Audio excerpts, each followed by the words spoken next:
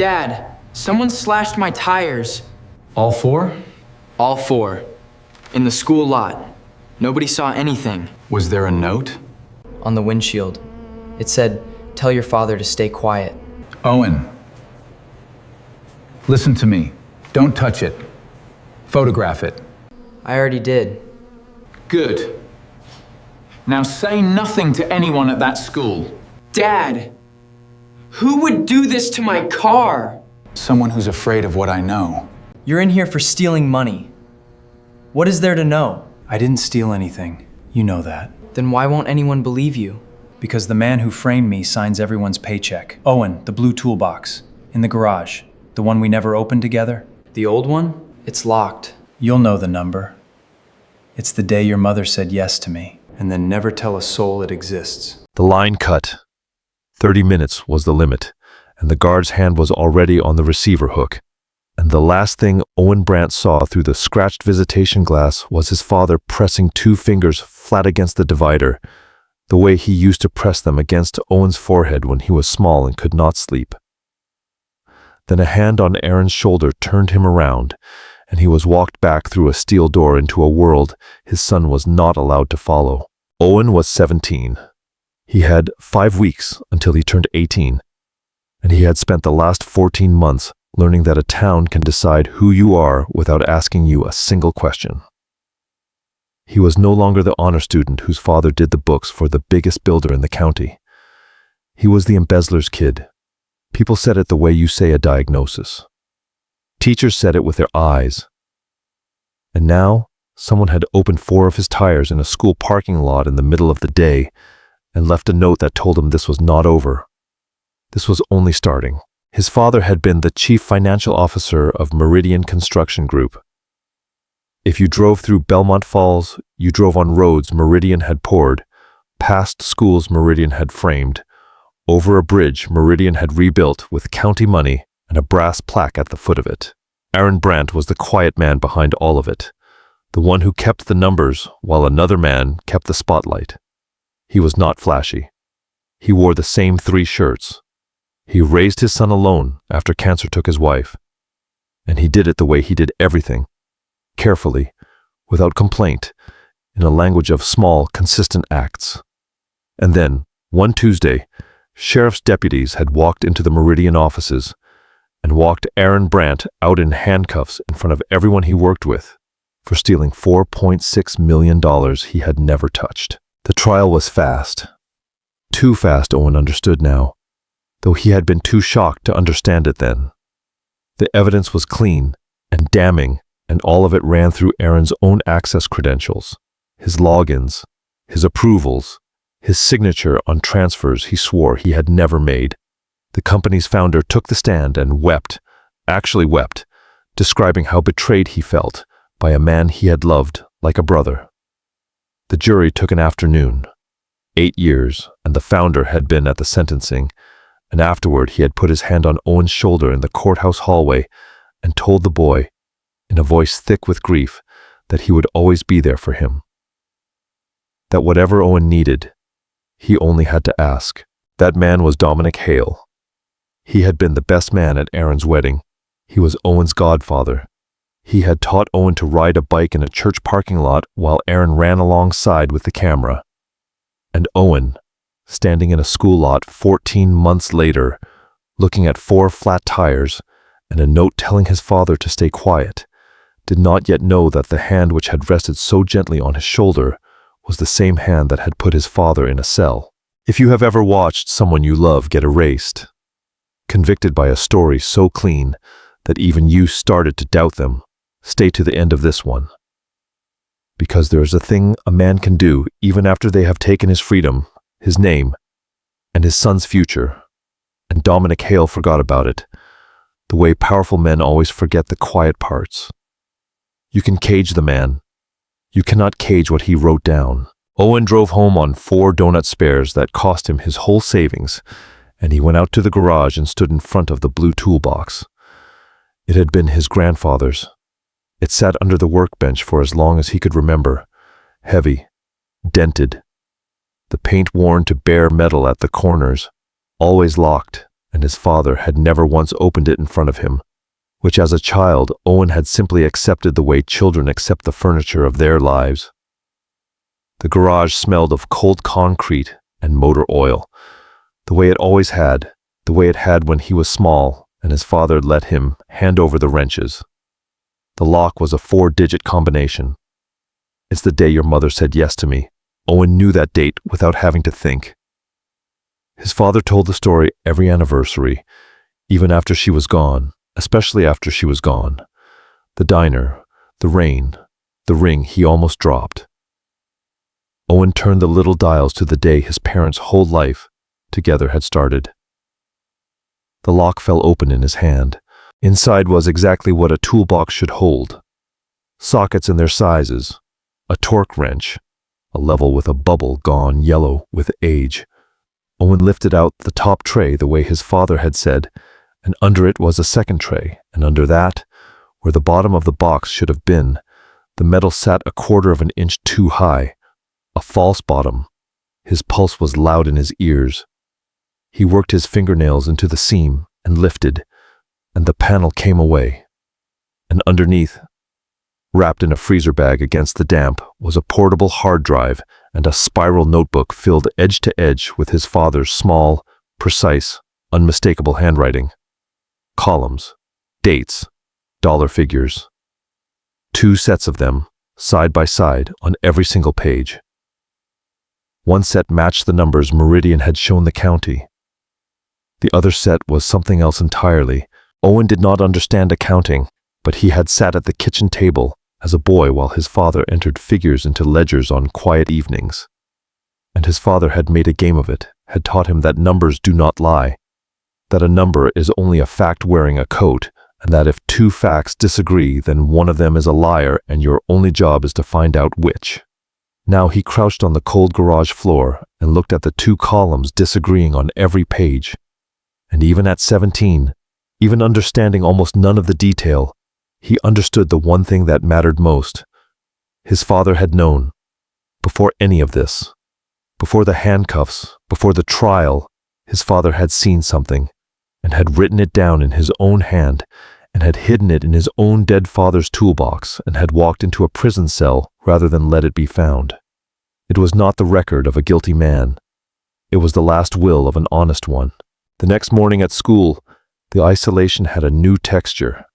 It had teeth now. Owen walked the halls the way he had learned to walk them over 14 months, eyes forward, backpack straps gripped, taking the long way past the classrooms where no one would meet his eye. But that morning a boy stepped into his path and bumped him hard, shoulder to shoulder, hard enough to spin him into a bank of lockers, and did not apologize, did not even break stride. And a loose circle of people who used to be Owen's friends watched it happen and studied their phones. Colton Hale, Dominic's son. Owen and Colton had been inseparable at 9 years old. They had slept over at each other's houses on weekends, had learned to swim in the same pool, had been raised half in each other's kitchens by parents who called each other family. Owen still had a photograph somewhere of the 2 of them, gap-toothed and sunburned at a lake. Now Colton walked these halls like he held the deed to them, and he had appointed himself the daily public reminder that Owen Brandt was the son of a thief. It was not loud, that was the cruelty of it.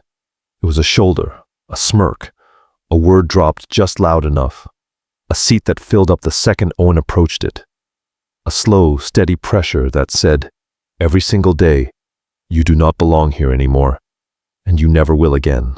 That afternoon a photo went up online, the flattened tires from the parking lot with a caption about apples and trees, and by dinner it had traveled the entire school, and not one adult in the building said a word about it. Owen sat alone in the cafeteria and understood that a person can be surrounded by 300 people and be as alone as a man in a cell. He went home and looked at the note again. Tell your father to stay quiet. He looked at the notebook full of 2 disagreeing columns, and a cold understanding settled into him that he was too young to have earned, and too surrounded to escape. The tires were not random cruelty. Colton was not random cruelty. The timing was not coincidence. Someone with power was pressing on every soft part of his life at once. At school, in the parking lot, through the phone. And the pressure all pointed the same single direction. Stay quiet. Which meant there was something worth staying quiet about. Which meant his father was telling the truth. Which meant Owen Brandt, 17 years old, alone, walking a hallway where his oldest friend had become his tormentor, was the only person left standing between his innocent father and 8 years in a cage. He needed to talk into his dad, not through 30 monitored minutes behind scratched glass. He needed real answers, and he could not get them, because every call was recorded and every visit was watched. And the man on the other side of the glass knew it better than anyone. Which was why, the following week, when Owen sat down at the visitation window and picked up the phone, his father did not answer a single one of his questions directly. Instead, Aaron Brandt talked about nothing. He looked tired in a way Owen had never seen, thinner, a gray cast to his skin that the fluorescent light made worse. But his eyes were sharp, and they held Owen's the whole time with a strange, steady insistence, as if the words did not matter, and only the holding did. He talked about the weather. He talked about the food, which was bad, and he said exactly how many days a week it was bad. He talked about a paperback he was reading from the prison library, a Western, and he mentioned the call number stamped on its spine, and then a minute later, he mentioned it again, casually, as if he had forgotten he had already said it. He said he was on a particular page. He said he had written a certain number of letters that month, and named the days he had mailed them. It was the most boring conversation of Owen's life. A bored man in a cage reciting the small dead numbers of his days, and the guard leaning against the wall behind Aaron heard nothing worth the effort of listening. Owen almost cried from the frustration of it. He had come with a notebook full of 2 disagreeing columns and 100 desperate questions, and his father was reciting library call numbers. When the 30 minutes ended and the guard's hand came down on the receiver, Aaron pressed 2 fingers flat against the glass again and mouthed 3 words that were not numbers. Read it right. Owen drove halfway home before it hit him, and when it hit him, he had to pull the car onto the shoulder of the county road because his hands were shaking too hard to steer. His father had not been rambling. His father had been dictating. Every number in that tedious stream was a coordinate. The library call number was not a book. It was a page reference into the notebook. The page he claimed to be on was a line number. The count of letters and the days he mailed them were a sequence, a key, and the notebook in the toolbox was the lock it opened. And Owen had grown up learning this precise game at this precise man's knee, on rainy afternoons, treating ledgers like treasure maps. His father had stood in a room full of guards and spoken the truth out loud in a language only his son could hear. Owen wrote down every number he could remember, right there on the shoulder with the trucks rocking the car as they passed. And that night he sat over the notebook and the numbers until 3 in the morning, cross-referencing, testing, discarding, until the coded columns began, slowly in the lamplight, to speak. What they said was this: Meridian had won a run of county contracts by bidding lower than any honest company could, and then inflating the costs afterward, billing the county for materials never delivered and work never done, splitting the overage. And the split did not stop at Meridian's walls. A portion of every padded invoice flowed back out to a shell company, and the shell company had one silent beneficiary, a name that appeared nowhere on any public document, but sat right there in Aaron's true column. A county commissioner, the man whose entire job was to approve the contracts, was being paid under the table to approve them. This was the thing Aaron had found on an ordinary evening with an ordinary ledger open in front of him. This was the thing worth burying a man alive to hide. It was not a company quietly stealing from itself. It was a public trust being sold off in the dark, $4.6 million of taxpayer money, roads and schools and a bridge with a brass plaque. and Aaron Brandt had been made to wear the entire weight of it, so that no one would ever go looking at the men who actually took it. I want you to sit with what that meant for a 17-year-old alone at a kitchen table at 3 in the morning. His father was not a thief. His father was a witness, and they had found the one cage strong enough to hold a witness, a prison and a felony conviction, and a whole town that had already made up its mind. His father had not been careless. He had been targeted, precisely because he was the one man in that company who would not look away from a number that lied. And the moment Aaron had realized they would come for him, he had not run, and he had not gone to a newspaper that Hale could discredit, and he had not gone to police that Hale might reach. He had built a record in his own hand, hidden it in his own dead father's toolbox, and walked quietly into a cell, trusting that one day the son he had taught to read numbers at a kitchen table would lift that false bottom and understand every word. It was the most patient act of love Owen had ever encountered, and it had been waiting under a quarter-inch of steel in the garage the entire 14 months he had spent believing, on his worst nights, the worst version of his own father. He could not do this alone, and he knew it.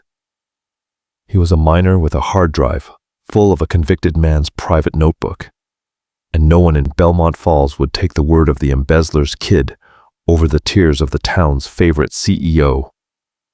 He needed someone who understood what he was looking at, and 3 days later, that someone walked out of the same prison that held his father, blinking in the daylight, carrying everything he owned in a clear plastic bag.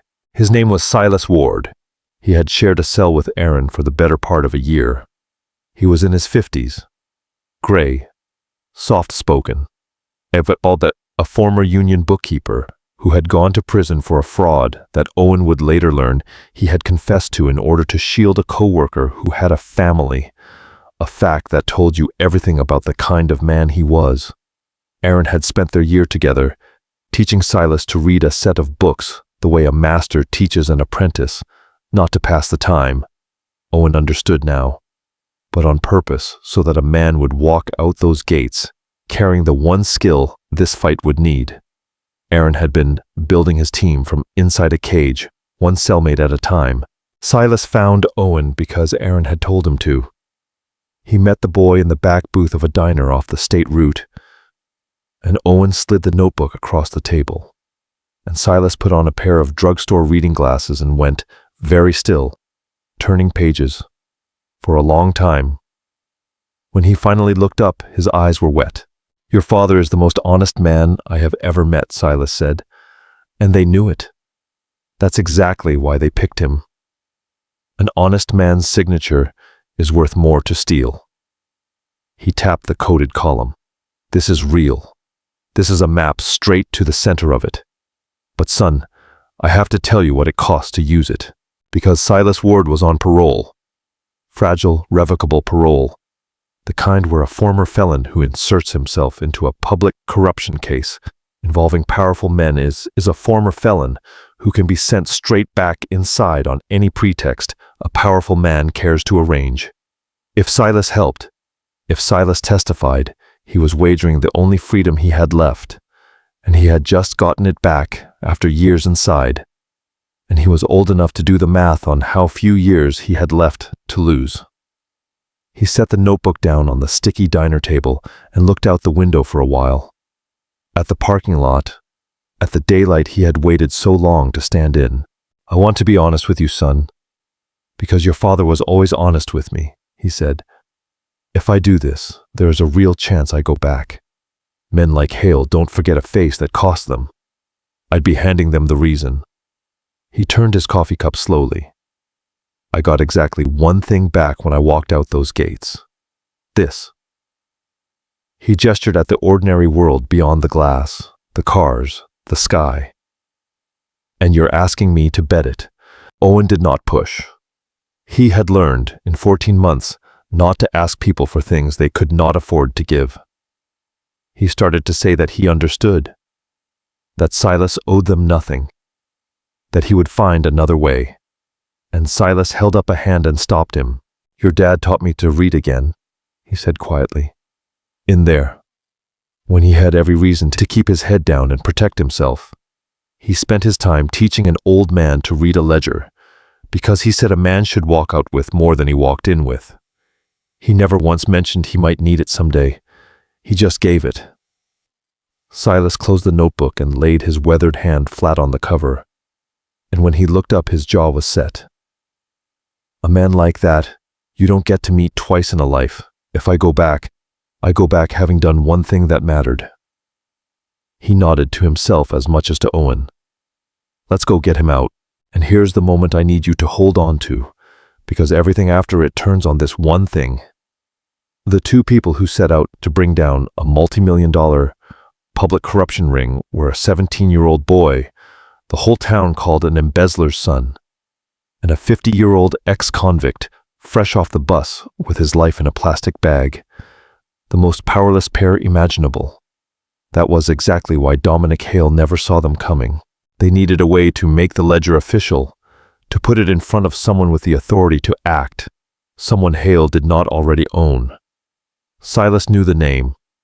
Nadia Okafor was a contract compliance auditor for the county, a woman 2 desks from the end of a long career, who had flagged 3 separate Meridian bids over the years and been quietly overruled every single time by people above her pay grade. She was the kind of careful, unglamorous public servant a town leans on for decades and never once notices. The person who reads the fine print nobody else will read. She had kept her own copies of everything in a banker's box at the back of a file room, the way people do when they know something is wrong and cannot yet prove it. She had been waiting, without much hope left, for the missing piece to walk through her door. When Owen and Silas laid Aaron's true column down on the table beside her flagged bids, and the padded figures matched to the exact dollar, she sat back in her chair and took off her glasses and pressed her fingers to her eyes for a moment. Then she said the first thing in 14 months that gave Owen real hope. She said, "I have been trying to prove this for 6 years. They told me I was seeing patterns that weren't there. They moved me to a smaller office." She put her glasses back on and looked at the boy and the ex-convict who had brought her the thing 6 years of official channels never could. "Sit down," she said. "Tell me everything, and this time, someone is going to listen." They had a map, a witness who could read it, and an auditor who could make it official. They had, for the first time, a fighting chance. Which was exactly when Dominic Hale, who had not stayed powerful by missing the sound of people moving against him, made his move. And it was crueler and more total than anything Owen had imagined a person could do. Owen went to his weekly visitation, sat down at the scratched glass, picked up the phone, and a stranger sat down across from him. A prison official told him, without warmth, that inmate Brandt had been transferred. There had been an incident, a fabricated bit of contraband found in Aaron's cell, a rules violation that on its own meant little, except that it had been used to reclassify him and ship him 300 miles away to a higher security facility with restricted communication, pending review. No calls for the foreseeable future, no visits without weeks of paperwork. The one voice guiding Owen through the dark, the one man who could read the numbers faster than anyone alive, had been reached inside a locked prison and silenced. In the exact week his son needed him most. Owen drove home and sat in the driveway and did not go inside for a long time. This was the bottom, and he knew it while he was in it, which is the worst way to know a thing. He sat there in the dark with 4 new tires he could barely afford and understood, fully, that Hale could reach anywhere he wanted, into a courtroom, into a school hallway, into a prison 300 miles away, past locked doors and armed guards, to pluck a man out of his cell and make him vanish deeper into the system with a phone call and a signature. The man could rewrite a life from behind a mahogany desk with a fountain pen, and he had just proven it by making Owen's father disappear the way you clear a name off a whiteboard. What chance did a teenager have against that? What chance did any of them, a boy and an ex-convict and a tired auditor, have against a man who owned the machinery itself? He put his forehead on the steering wheel. He thought about closing the toolbox for good, putting the false bottom back, letting the truth stay buried where at least it could not get anyone else hurt. He was 17 and exhausted and utterly alone in a dark car, and no one on earth would have blamed him for stopping.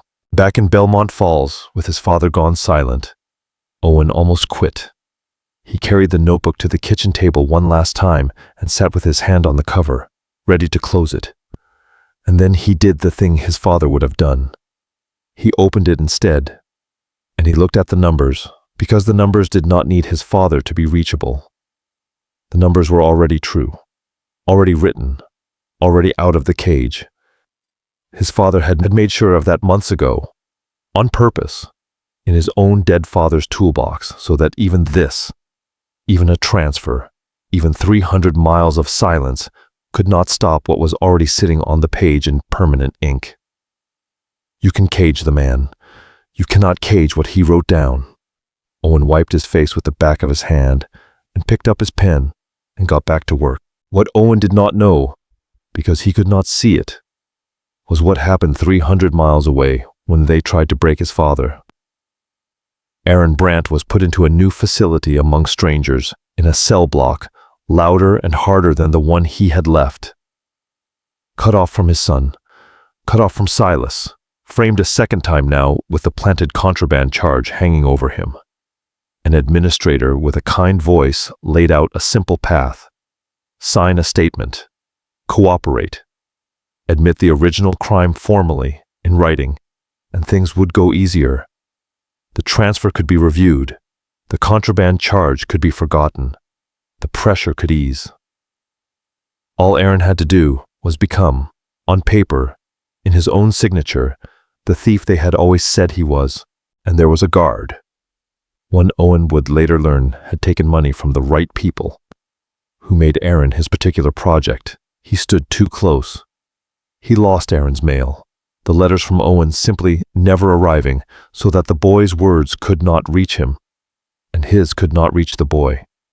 He pulled Aaron out of the meal line for searches that found nothing. He narrated quietly, a running commentary on how a smart man would take the deal, how a father who cared about his son would stop being stubborn and sign, how nobody out there believed him anyway. Small daily reminders, each one designed to say the same thing. In here, you are nothing. In here, you have no power at all. And Aaron, who had already lost his wife and his freedom and his name, and now the ability to hear his own son's voice, did the one thing they could not force. He refused. Quietly. Completely. He did not raise his voice, and he did not raise his hands, because raising his hands was precisely the bait. One more charge, one more year, one more proof that Aaron Brandt was a violent and guilty man. So when the guard crowded him against a wall, Aaron simply stepped back and held the man's eyes and said nothing. When they slid the statement and the pen across the table, he read it and set the pen down on top of it and folded his hands. Every day they offered him a smaller version of himself, and every day he declined to become it. He had learned the deepest thing a caged man can learn, alone, on the worst nights, staring at a ceiling 300 miles from his child. They could take everything a person has and still not reach the one decision that a person is. They held the keys to every door in that building. They did not hold him. It was the only thing he had left. And it was, though he could not have known it then, the exact same thing he had already handed to his son, without either of them having a word for it. A father in a cage and a boy at a kitchen table, both of them refusing, on the same nights, to become the story someone powerful had written for them. The countdown ran under 2 clocks now. Nadia had gotten the ledger in front of the state, and a public AOA integrity hearing was set. A formal proceeding where a special prosecutor would decide whether there was enough to convene a grand jury against Meridian and, more importantly, against the commissioner whose name sat in Aaron's true column. It was set for the end of the month. And the end of the month was, also, by 5 days, the week Owen Brandt turned 18, the week he stopped being a minor whose word could be waved away and became an adult who could swear an affidavit, sign for his father's records, and stand at a podium in his own name. Hale was racing the same calendar from the other side, working to have the ledger excluded as the stolen private property of a convicted felon, working to keep Aaron silenced and far away so he could never authenticate it, working every lever a powerful man works, and he pressed on Owen directly now, because Owen was the loose thread. The harassment sharpened into something colder. Colton escalated, from shoves in the hallway to a steady, deliberate campaign, and one night, Owen came out of the county library after closing to find the same knife work done to his tires a second time, all four again, the rubber sighing flat against the curb. But this time, there was more. A figure sat in a parked car across the dark lot with the engine running and the lights off, and as Owen stood there in the cone of a street lamp taking it in, the car pulled away, slow, unhurried, in no rush at all, drifting past, close enough that Owen could feel it wanted to be seen. It did not stop. It did not need to. It was saying the same thing the first note had said, only louder now, and aimed. Stay quiet, disappear. You are a child, and you are alone, and we can reach you on any dark street in this town whenever we choose, and we are not going away. Owen stood in the empty lot beside four flat tires with his heart going hard, and he understood that the pressure had a purpose beyond cruelty. It was meant to make him afraid enough to stop. For 14 months it might have worked. But Owen had read the true column now. He knew what the fear was protecting, and a thing that powerful men will frighten a teenager on a dark street. To protect is a thing worth every risk to drag into the light. But Owen was not alone anymore, and that was Hale's miscalculation. The same one powerful men always make. He had counted every powerful person in the county and correctly concluded he owned or frightened them all. He had not counted the powerless ones, because it had never once occurred to him that they mattered. He had not counted Silas Ward, who sat with Owen every night, teaching him to read the ledger well enough to explain it himself. He had not counted Nadia Okafor, who had waited 6 years for this and would not be moved. And he had not counted on the thing his old friend Aaron had been building in silence, 300 miles away, out of nothing but the refusal to break. Because Silas remembered something. Deep in their year of cell block lessons, Aaron had mentioned, almost offhand, that Dominic Hale was a man who trusted no one, not even his own partners in the fraud. And a man who trusts no one keeps insurance. Aaron had been certain, from things he had seen cross his desk before the frame, that Hale had quietly kept his own private records of the scheme, copies of the shell company documents, notes on the commissioner's payments, evidence that would sink his co-conspirators if they ever turned on him. Hale kept it to protect himself. It was the ultimate expression of the man, the same controlling, self-preserving instinct that made him strong, and it was, if it existed, the thing that could end him, because it was a confession he had written in his own hand and kept in his own vault out of sheer distrust. Finding it was the last piece, and it came from the most overlooked source of all, Owen, going through cardboard boxes his father had brought home from the Meridian office years before. In the innocent days, when Aaron was just a tired CFO cleaning out a cubicle after a reorganization, found an old company laptop. Aaron had used it, returned it, and the IT department had flagged it for wiping and never gotten around to it. And it had sat in a box in the closet for 3 years, holding its secrets. Owen charged it overnight. In the morning, buried in an archived email thread from before the fraud had fully bloomed, was a message from Dominic Hale himself, instructing Aaron to set up an off-site encrypted backup of certain sensitive files, and specifying in his own words where it should live. A backup Hale had later forgotten Aaron had ever known the location of. In his arrogance, he had assumed the honest man he framed would never think to look, or would be too broken to try. It was the map to Hale's own insurance, the private cash the man kept out of pure distrust of his partners, and Owen was holding it because a boy the whole county dismissed had been patient enough to charge an old laptop. Silas took it to Nadia, and Nadia, now working hand in hand with the special prosecutor, used it to establish probable cause for a search warrant. And behind a locked panel in the wall of Dominic Hale's own home office, in the house where he had hosted the Brants for a dozen holidays, investigators found the file he had built to protect himself from everyone. Copies of the Shell Company records, handwritten notes on the commissioner's payments, amounts, dates, delivery.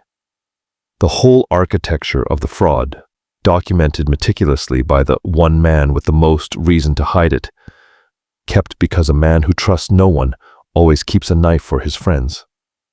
The insurance he had assembled to save himself became, in a single-letter afternoon, the thing that would bury him deepest. The hearing came, and it fell in the same week Owen turned 18, and both those facts mattered.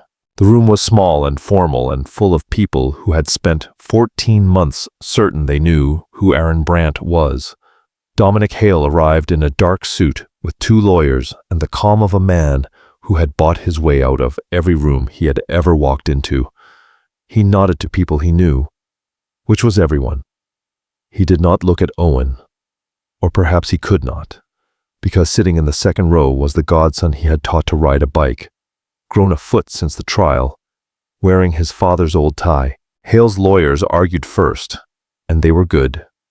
The ledger was the stolen property of a convicted embezzler, they said, self-serving, unauthenticated, the fantasy of a guilty man trying to smear the employer he had robbed.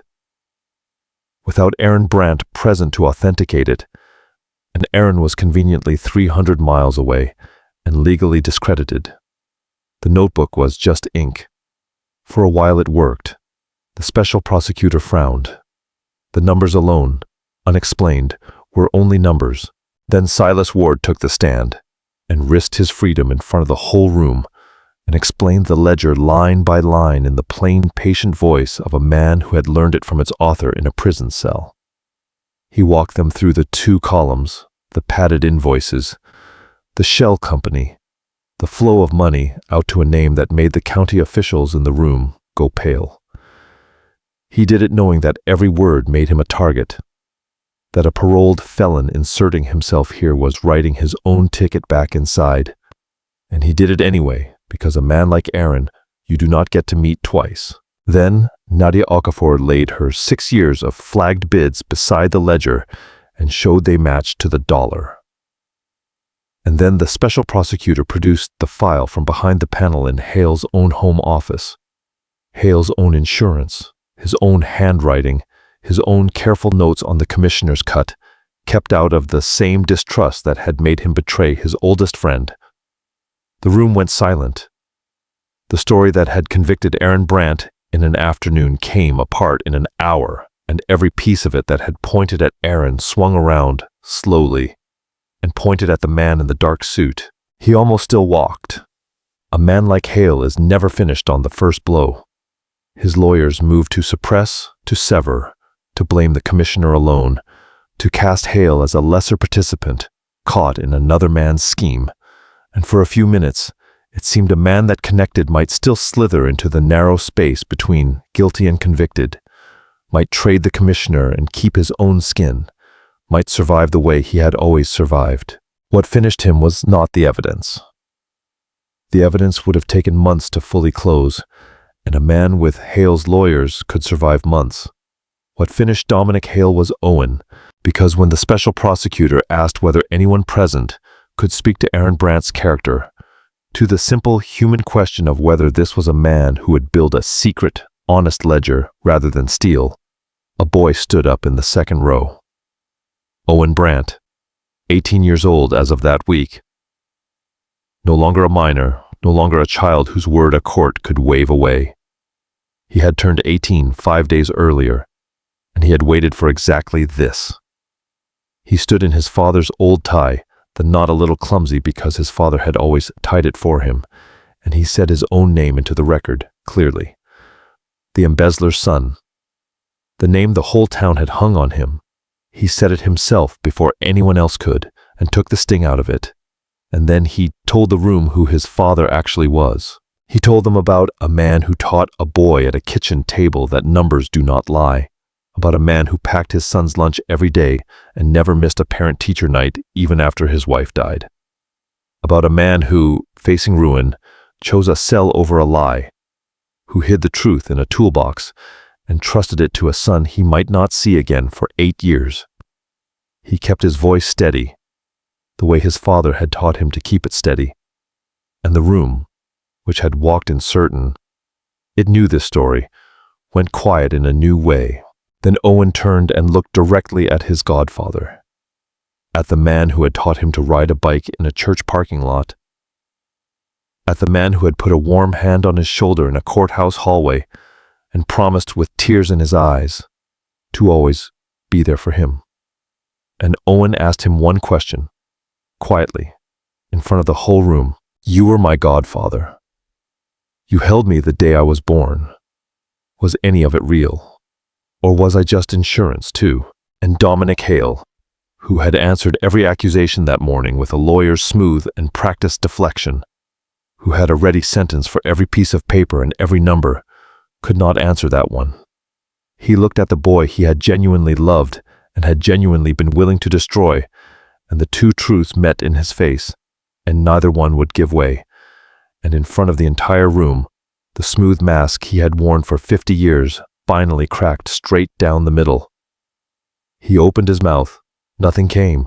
He said nothing at all, but the nothing was itself an answer, and every person in that room heard it as clearly as a confession. It was not a legal confession. It did not need to be. It opened the door, and every other piece walked through. And by the end of that week, the grand jury was convened. The commissioner was indicted, Meridian's contracts were frozen, and the district attorney moved to vacate the conviction of Aaron Brandt. Hale went to prison for all of it, and the court made the sentence hold every layer. The fraud, the theft of public money, the framing of an innocent man, the corruption of a prison official 300 miles away to silence a witness.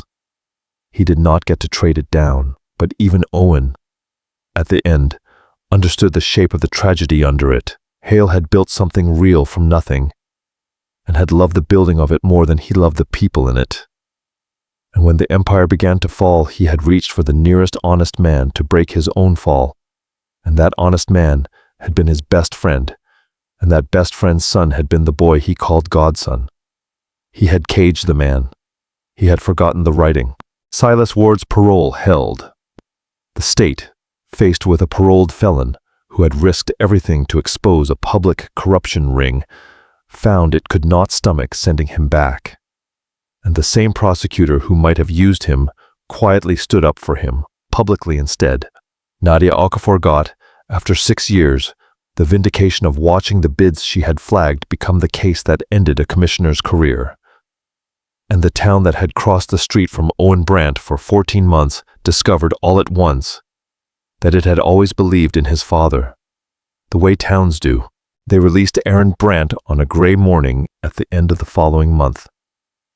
There was paperwork and delay, and the particular slow cruelty of a system that is reluctant to admit it was ever wrong, that would rather lose a man's months than say the word sorry.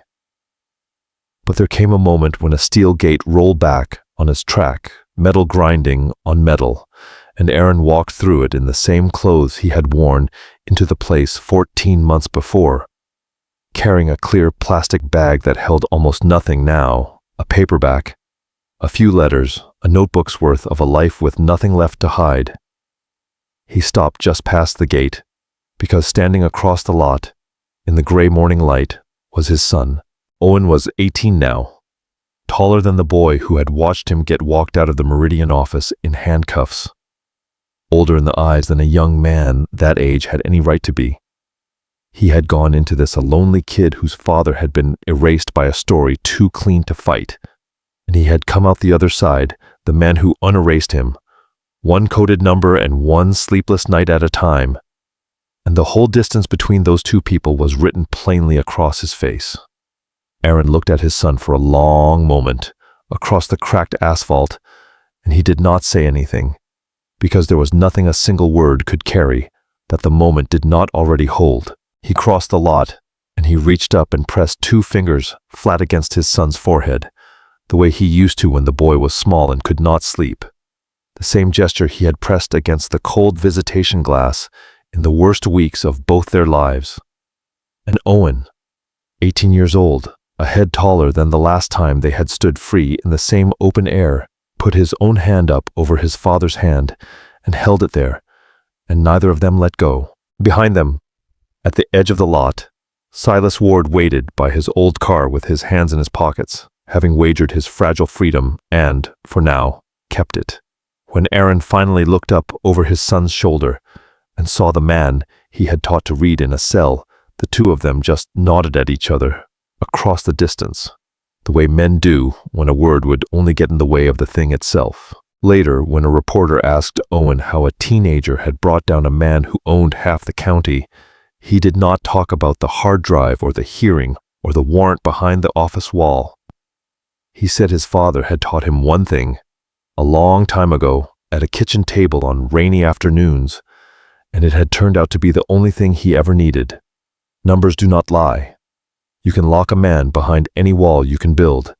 You can take his name and his freedom and put 300 miles of silence between him and everyone he loves, and stand a guard at his shoulder to grind him down a little more each day. But if that man wrote the truth down before you got to him, then somewhere out in the world the truth is still sitting there in his own careful hand, patient, exact, waiting for someone who loves him enough to read it. You can cage the man. You cannot cage what he wrote down. If this story reached something in you tonight, send it to the person everyone was too quick to condemn, the one who kept their dignity when breaking would have been so much easier, and tell them you never once stopped reading their true column. Because the strongest thing in any of us was never the freedom they can take away. It is the one decision, made again, every morning, that they can never touch.